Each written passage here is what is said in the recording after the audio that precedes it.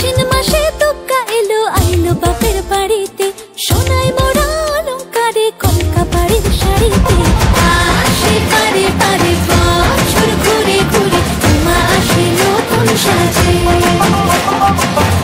আসে পারে পারে বছর ঘুরে ঘুরে, মা আসে নতুন সাজে।